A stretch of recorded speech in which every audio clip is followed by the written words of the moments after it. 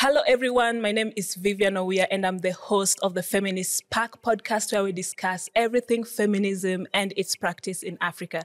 We are so excited to be partnering with the revolutionary Swaiba Podcast for 16 Days of Activism under the theme UNITE to end gender-based violence.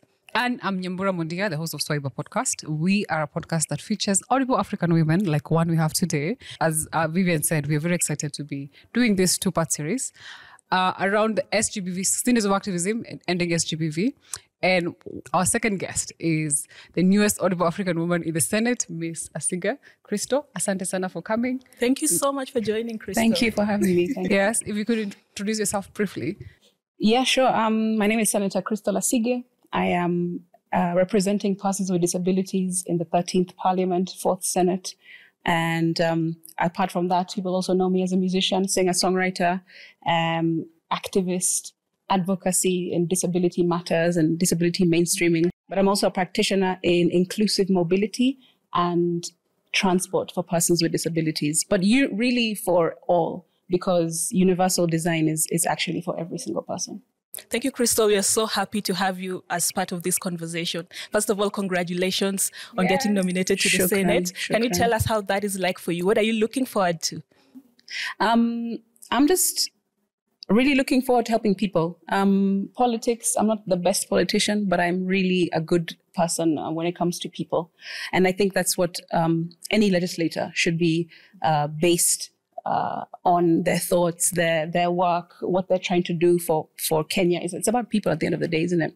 And so what I am hoping to get done is to serve all Kenyans, but especially those who I have been put here to focus on, that's persons with disabilities and women with disabilities as well.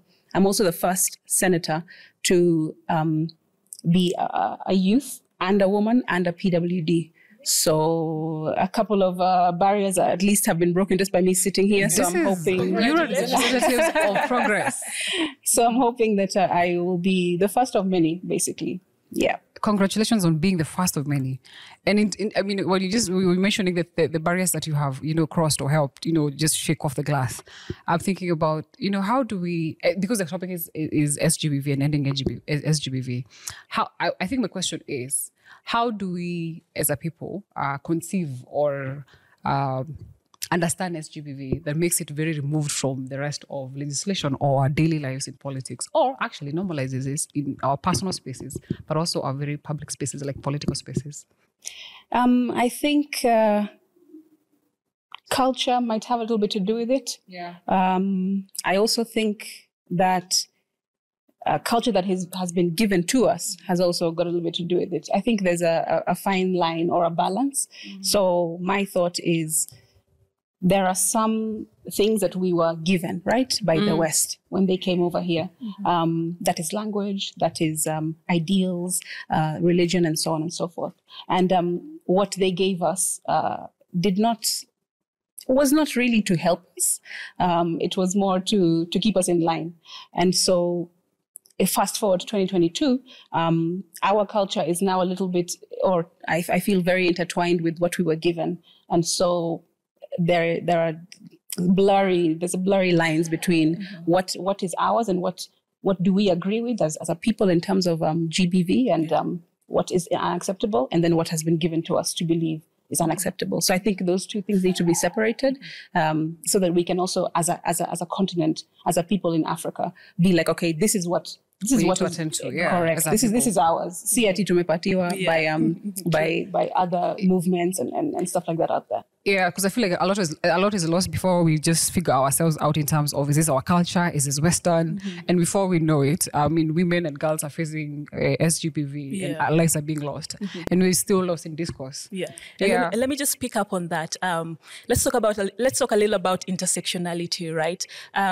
We navigate life through different identities. We navigate life through different sexualities, through different axes of power. Can you talk about how women and girls with disabilities actually experience sexual and gender-based violence? How is that like? And what are other movements not seeing as regarding ending gender-based violence?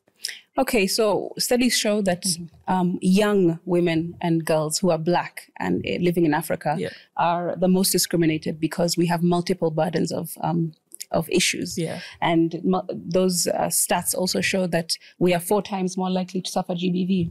Me, right here, I'm as a representative of women that are 4 times more likely.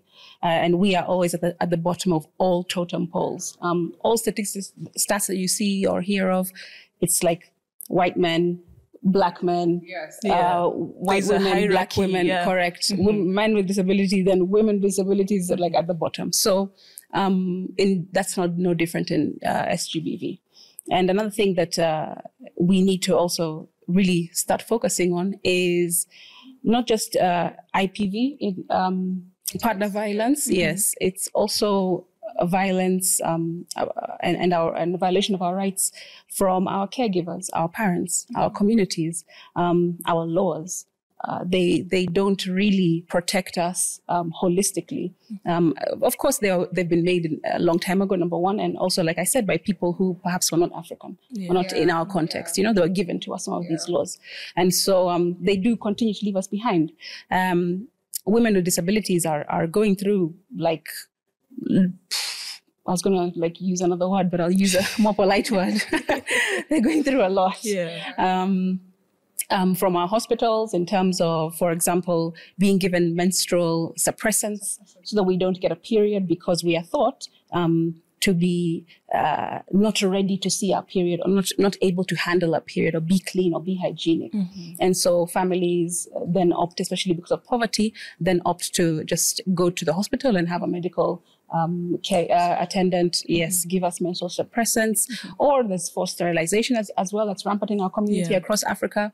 South Africa really have reported a lot of that, against women with disabilities. So, again, assuming that we cannot take care of another human being, of course not because I've got a disability, right? I can't take care of another child or another human being or look out for them or protect them, provide for them. So we are forced into sterilization. And those are both cutting type and also, medication. So that's something that we are not really talking about in terms of SGBV, and we're forgetting about women with disabilities. Devoteeism as well. What is that? So a devotee is somebody who is specifically attracted to a person with a disability. They find this like a fetish. Exactly. So they find looking at somebody with a physical disability, for example, like attractive, the way they're struggling, the way, that it makes them feel like I can save that person. It's a real crazy mishmash of a psychology, it's all of it. So they are specifically attracted to people with disabilities. And so, they look like they're approaching us from a point of care and concern and real, genuine love. But it's actually because I've got this fetish for the way you're struggling, the way your body is deformed, or the way maybe you're a little bit slower than another person. That is mind-blowing in the wrongest way. Right. So then IPV then plays a part as well there, because there are devotees in this world. And that's a real thing. And I don't really see people talking about that, apart from me in my small spaces. But that's something that needs to also be amplified, absolutely. But when you talk about devoteeism, is that word? I'm almost lost for words. Because then it looks like, as we were speaking earlier when we were getting ready for this, is there's a whole conversation around, whether it's SGBV, but also what feminism can do for women and girls, but also, other vulnerable groups. But it looks like there's a particular, when we talk about disability, we almost don't get there. We also do not have the frameworks, because the large part of it is we don't understand the issues. But away from education is also, there's a conversation you had, there's something you mentioned around, legislation, in terms of how it's almost a double-edged sword, where it puts women and people with disabilities at further risk. So there are some laws here in Kenya as well, but Africa-wide, that assume, or rather, they're under the guise of we're trying to help. We're doing this because it's in the best interest of this woman or this girl with a disability.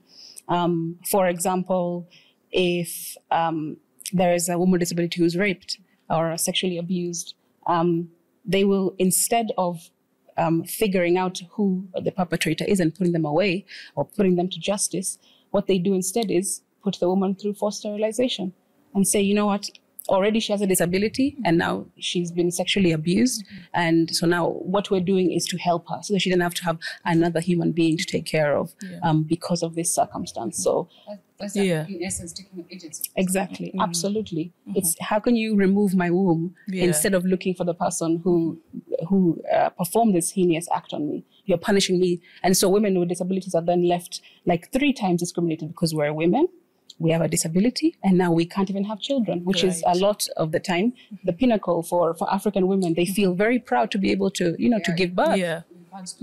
Exactly. Yeah. So you're absolutely a lesser woman as a woman with disability in that situation.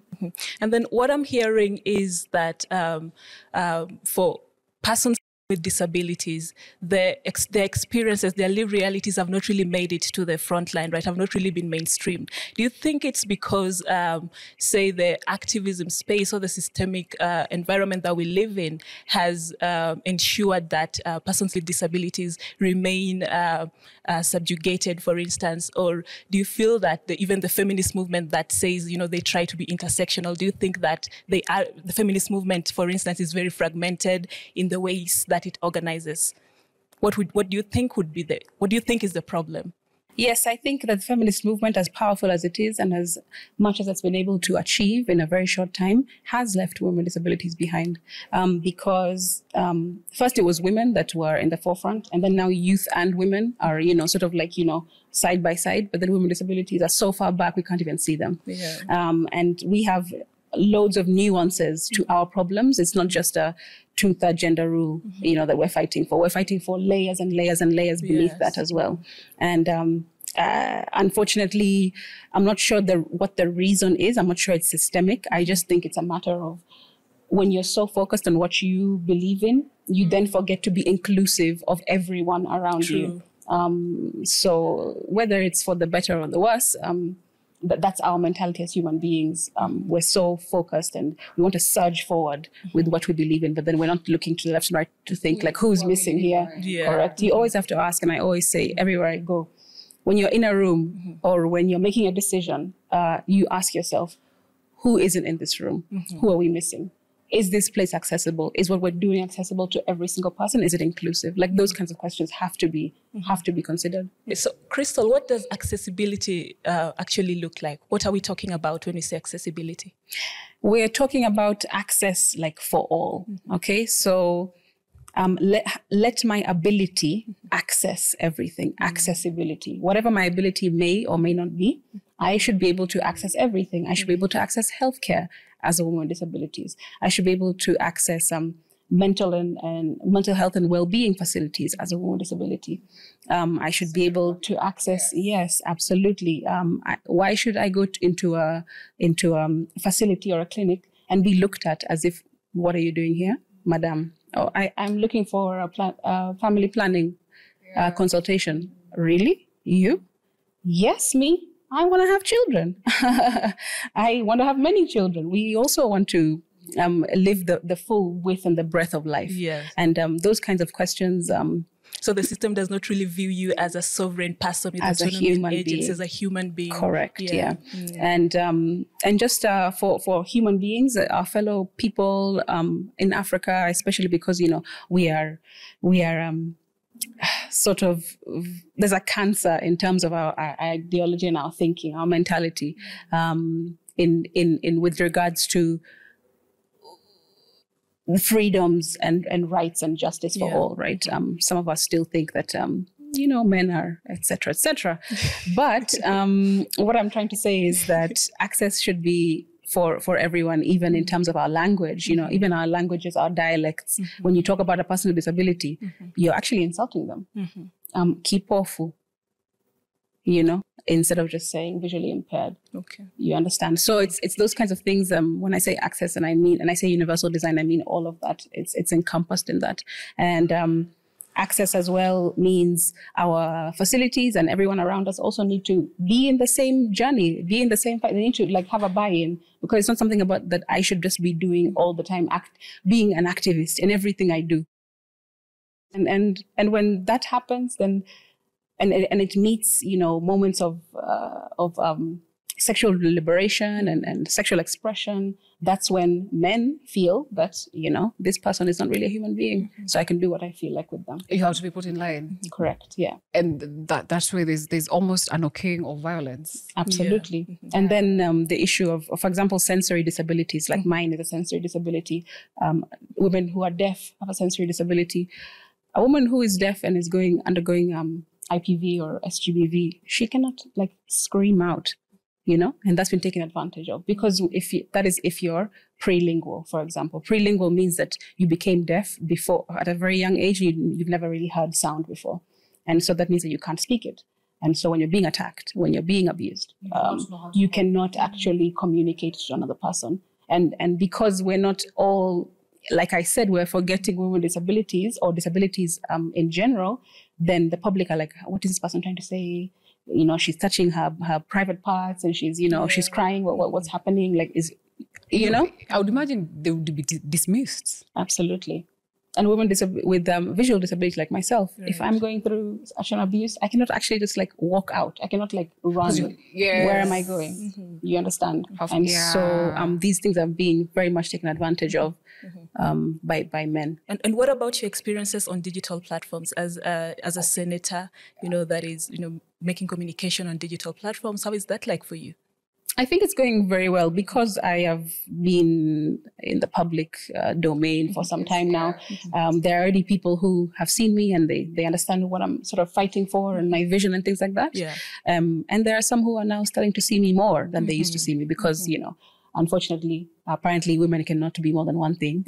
You can't be a musician and an activist and a businesswoman. You have to say why you... Yeah. Why do you think that you should be more than one thing? So now that people are seeing that I'm more than one thing, I think they are definitely supporting what I'm trying to do and what I'm trying to achieve in the digital space. I'm using a lot of creative arts to pass my message along. I think it's a beautiful thing. For example, Bob Marley that did it, He used his music to pass on his message of his political messaging and, peace and universal love for all. So I think that's one thing that I'm advantaged in right now in the position that I'm at. And it's all sort of coming together. And I feel like it's actually just the beginning of it's just no one has yet to see what I'm hoping to achieve. Yeah. Crystal, just having this conversation with you makes me feel what you said earlier. It's almost that this the conversation around SGBV preparedness, whether it was an election, has been hard. But we have I say we because as a practitioner in gender, but also feminist, we've missed parts of huge parts of vulnerable women who are actually experiencing SGBV, perhaps in more severe ways that we can imagine. And thank you so much for your patience in terms of just shedding light, but also educating us. I feel like, this should have not been a podcast. It should have been a workshop so that we can just sit in. But I think my question is, understanding the legal frameworks of Kenya, but also the cultural frameworks, what is working within the country now that could perhaps be improved to be more inclusive so that we're working from a positive integer as we go into really inclusive, because I think we are very far from being inclusive. Yeah. What would it take to unite to end gender-based violence? Okay, that's a huge question for one person to. I hear you. But I think definitely steps that could be taken is ensuring that all laws across the board have an element of universal sort of approach to it. Yeah, absolutely. Yeah. It needs to every bill should consider people with disabilities because we are the biggest minority group on the globe, and anyone can join. Even today, after we leave this set, the next time I see you, things could have changed, touch wood, it doesn't, of course. But I'm just saying that because we're such a humongous group of people, the very large part of the population, every single law should have universal access to be considered, whether it's roads, whether it's healthcare, education, whether it's agriculture. There needs to be thought that is put around even climate change, disability inclusive climate justice. How about that? That's what I'm talking about next as well. This is what I'm on right now. So, because everything will affect us double, triple that it affects in a very specific way. Yeah. Yes. For me, I want to say inclusive or inclusive climate justice. I will tell you the truth. I mean, even when people write concept notes, they're not thinking about disability. They're thinking about rural women, urban women. Humongous way of describing people. But I think when we say people are not homogeneous or women are not homogeneous, we actually need to say what you said earlier. Who is missing in the room? I do not have anything else. Otherwise, we would make this podcast as long. It's because I feel like all of us need to come and learn. And thank you so much for your patience. Thank you so much for joining into the conversation and for telling us that we need to remember who is not in the room and ask that very critical question as we organize. Yeah, no, absolutely. And I'm really glad for you guys to be putting these kinds of spaces together so that conversations that are not had are had. We shouldn't just be doing the same generic thing. We're in 2022 going into the next year. I mean, let's be future facing, let's be forward thinking, and let's innovate, even in our conversations. Let's be innovative and spark the imagination and the creativity of people who are listening. So I'm really appreciative. Thank you. Thank you. As Vivian and I have listened to you, there's no way we could let you go because without asking, where do we get this information? Where do we find you? Are there resources? Please let us know. Yeah, absolutely. I think as Kenyans, as Africans, we can start becoming a little bit more interested in politics, and not just when it comes to election year, but throughout the years. So I would encourage your listeners to log on to Senate proceedings, which is on YouTube, or National Assembly proceedings, and see what your elected and nominated leaders are saying on your behalf, and put us to task and keep us accountable. But also on my social medias, you can also follow what I'm doing on my Twitter, Instagram, Facebook, YouTube. It's just Crystal Asige.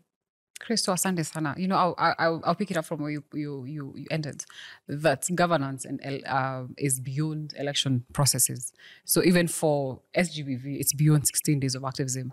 And I think, Vivian, we have covered that in the first episode of this two-part series, where Njeri told us that, for her, the dailiness of fighting SGBV is every day. So I think to say that multi-stakeholder approaches, conversations, but also playing our parts as stakeholders, however that is. Thank you very much for listening to us. Thank you very much, Crystal, for coming.